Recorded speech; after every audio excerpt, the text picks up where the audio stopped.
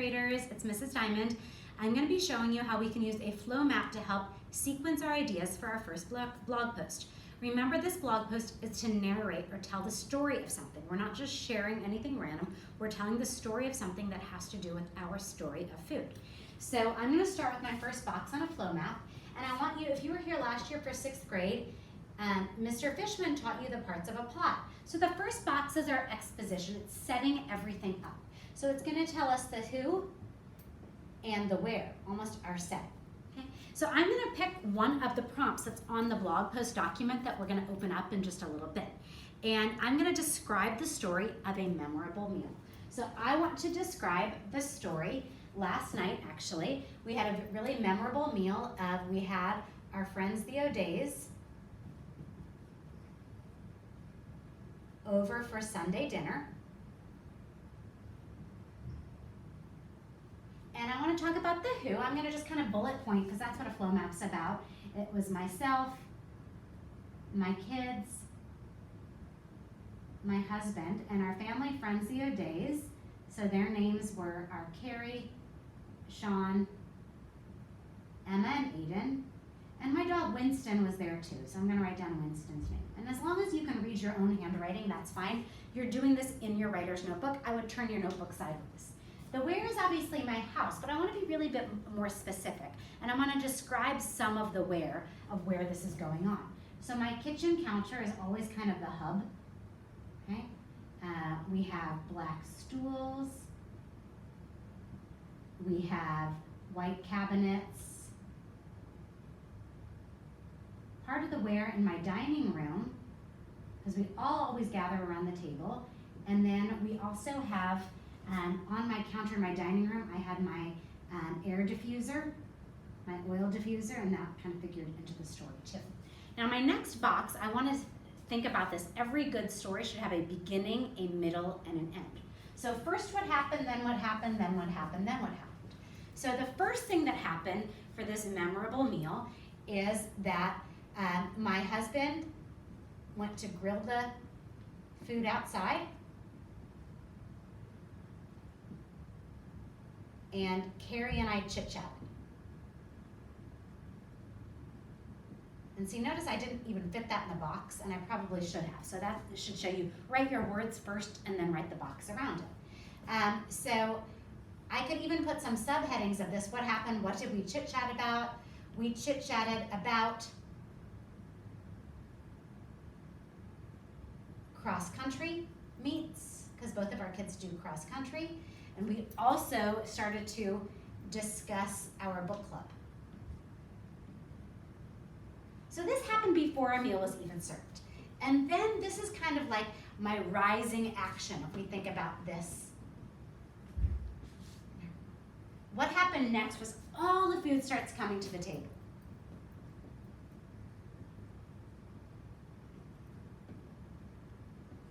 And it's a pretty crowded table. It's crowded with people and food.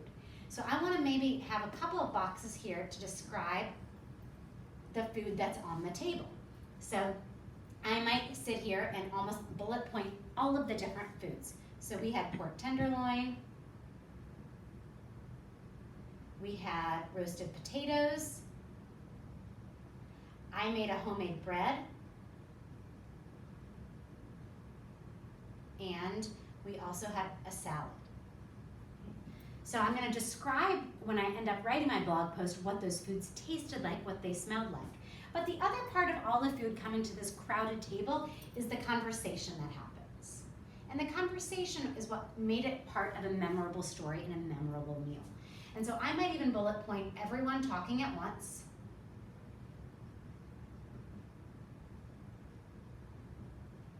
And trying to get their stories in. Because I think that really shows the fact that everybody really loves each other. These are our best friends, and it shows that this is something we do all the time. Okay? Notice also I probably should have written my words here before I drew my box around it. Okay? Then if you remember, from the rising action, we usually have a climax, like that moment, that's the aha moment in a story. For this meal, it was our dessert. So our climax is the serving of peach pie. okay? And it was homemade, not by me. I'll describe in my story who made the pie, what it looked like, all of the details. We're gonna have ice cream, we're gonna have all of these different things, and the pie was gone. It was delicious. If you remember the next part of the plot from Mr. Fishman's class last year in 6th grade, we have our falling action. How do things start to come to a close?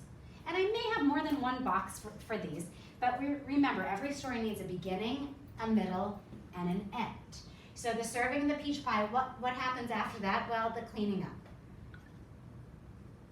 And that doesn't really sound like that exciting of a story, but what happened, which was kind of funny, was that I did the dishes as we were chatting, because I was kind of antsy and I needed to stand up. But the other thing that happened with that falling action that was kind of funny is that we made the kids leave the kitchen because they were being too loud. So we just said, go outside or go to your rooms. They weren't in trouble. The adults kind of wanted to hang out for a little bit. The last part, which usually in a story is the resolution. And I spelled that wrong.